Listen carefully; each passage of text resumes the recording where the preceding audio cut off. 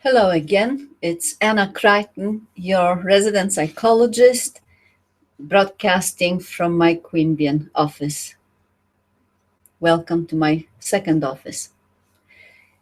Yesterday, I gave a webinar on how the brain develops, and I made a statement that may sound controversial to some people, that our brain is wired to survive, not to thrive. I've been asked to give a few more examples and to expand on this theme, and I'm more than happy to do that. Now, let me see if I can share a few slides with you that I have prepared beforehand. Let's see if it will work this time. Okay, here are the slides, and here is the sharing.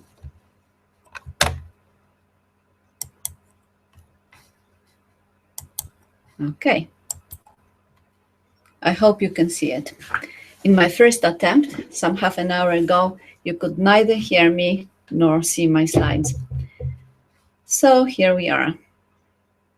What is your brain's alarm system? Your brain alarm system is designed to make you survive at any price, even if it makes you quite miserable and stressed and anxious or depressed. Briefly, the summary of yesterday's session. Brain is wired to survive. There are 3 brains in one, and we live in constant state of readiness to face danger.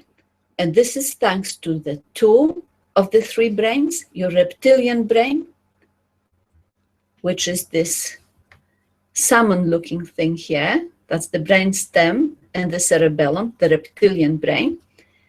Thanks to your limbic system, the middle brain. Limbic means in between the reptilian brain and the smart brain. The most important part for our purpose here is that frontal lobe part, which is right behind your forehead. Okay, so the 2 brains, the reptilian and the limbic, in other words, the emotional or the impulsive brain that has that mechanism that alerts you to danger, these 2 actually dominate over the smart brain. They are much faster and much stronger than your smart brain. What happens when this ignition switch here, from Dr. Peter Russo's animation, How the Brain Develops, what happens when it switches on? In fact, it's on all the time, day and night, but most of the time, it sort of just ambles along. It's not working overtime. But then suddenly, there is a situation, you see somebody across the road, you don't particularly like that person, you feel quite alarmed, even though, there's no logical reason to feel ready for fight, flight, or freeze. This amygdala alerts the whole system, the 2 brains I mentioned before, and there's an instant release of stress hormones and neurotransmitters to make you strong, to make you ready for a battle. This ignition switch switches on instantly in 1/30 second, or 1/30 second of a second, a fraction of a second. Now, the thinking brain receives a message much, much later, at least 3 seconds later or even longer. So the 2 brains make you ready for action before you can even think. you are instantly experiencing the symptoms that I have listed here to a greater or lesser extent. Rapid heartbeat. Now, I'm saying here that these symptoms are of great survival value on a battlefield where there's a real life and death situation. Rapid heartbeat, what's the value of that? Well, the circulation is quite robust, and that's of great survival value. The oxygen and nutrients travel to your brain to sustain it, and to your whole body to make you physically strong. Rapid breathing, again, oxygenates the brain. Sweating, what's the survival value of sweating? Imagine yourself on a battlefield. The sweating actually cools down the whole system so you don't overheat. Cold, clammy hands. That means that the circulation is not all that robust to your arms and hands. So if you get wounded, you don't bleed to death. That's the survival value of this symptom. Tight muscles. That denotes incredible physical strength. In many cases, it is really incredible, totally beyond anything that you could expect. A grandmother lifting a car of her grandchild. Dry mouth, the survival value of this is that you don't choke on your own saliva on a battlefield. Slow digestion, this simply means that the system does not consider digestion of great survival importance, so it doesn't pay much attention to it. As a result, usually after the stressful situation, you get indigestion to some extent. Well, if these symptoms are so wonderful, what is the problem? The problem is that they are of value on a battlefield, but not in everyday situation. This alarm is excessive to the situation most of the time. It happens too often, too much, too long, and the connections to the smart brain are disrupted. Too much adrenaline and cortisol, the stress hormones and neurotransmitters, are released. The whole alarm situation lasts too long, in many cases, minutes or even hours, when we feel agitated and almost toxic with the excess of adrenaline and cortisol. And the connections to the smart brain are disrupted. We are almost incapable of making rational decisions, of remembering our problem-solving ability.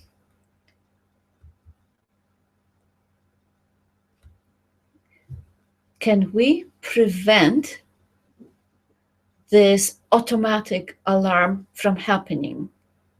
Can we stop the amygdala, the whole limbic system, the whole reptilian brain from reacting so swiftly and so strongly? No. We cannot prevent it, but there is something we can do. We can make sure that we recover quickly. We can make sure that we recover rapidly. And there are 3 things we can do, which I'll discuss in greater detail in the following webinars. You can soothe your amygdala so it stops this alarm circuit. You can let go of stress hormones, and you can increase the feel-good hormones. That's the immediate thing that you can do after the alarm situation. The longer term strategies relate to the newest knowledge from neuroscience that it is possible to rewire our brain, not to prevent those alarm reactions, but to make them less frequent and to make them less pronounced in situations that do not call for life and death strategies. Our brain is plastic. We can develop new pathways. We can renew the good connections between the limbic brain and the smart brain. We can have quicker access to the smart brain, which helps us to control the situation, to manage the so-called stress situation much better. In addition to that, we have discovered that we are not born with a certain number of neurons. Brain cells grow throughout our life. They grow even in an old age. And this is what's so wonderful about our brains. Okay, so we'll stop sharing now, and we will come back to our webinar. Here we are. I also wanted to add that there are certain situations where this alarm system takes place almost instantly, and that these situations are not a matter of life and death at all. They are just normal situations where we run a risk of suffering some degree of financial difficulty, or where we run a risk of social embarrassment. Let me just give you some examples. Has it ever happened to you, particularly as a child at school, during lesson, you saw the teacher ask a question and start looking for someone to ask? And even though you knew the answer to the question, you froze with fear. You were hoping not to be pulled out, to have to give the answer in front of the whole class. And you felt all the symptoms that I discussed: dry mouth, perspiring, trembling, rapid heartbeat, shallow, rapid breathing. It wasn't a matter of life and death. It was only a matter of potential embarrassment in front of your classmates. And as adults, we feel almost the same stress and symptoms of alarm when we are at a workplace meeting and we have to speak in front of a small group of colleagues. And I'm not even talking about public speaking. Many people have rated public speaking as more scary than death itself. Are these life-threatening situations? Hardly. Now let me give you some more examples. You walk up to the letterbox, you see a few envelopes, and one of them has a pink slip in it. And that's from your gas provider or electricity provider. And you realize that once again, you missed the deadline. You did not pay the bill in time, and that they are going to give you a penalty of about $15. Your physiological reaction is far in excess to the damage, to the financial loss. Or you jump on the net to review your bank statement and you see you forgot to make minimum payment on your credit card. And you see that they slapped a $15, $20 penalty on that. And you are not only angered, you are alarmed. You have all the symptoms to some extent, and some of us almost equally strong symptoms to the ones we will feel when we have to fight for our lives. Our brains, wonderful as they are, preparing us to survive, are overreacting now to situations that are no longer a threat to survival.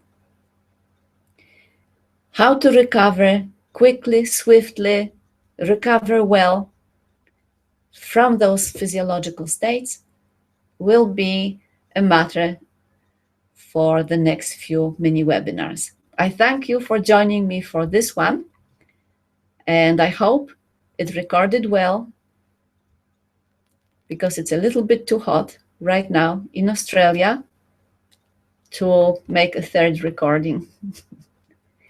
See you next time. Bye-bye.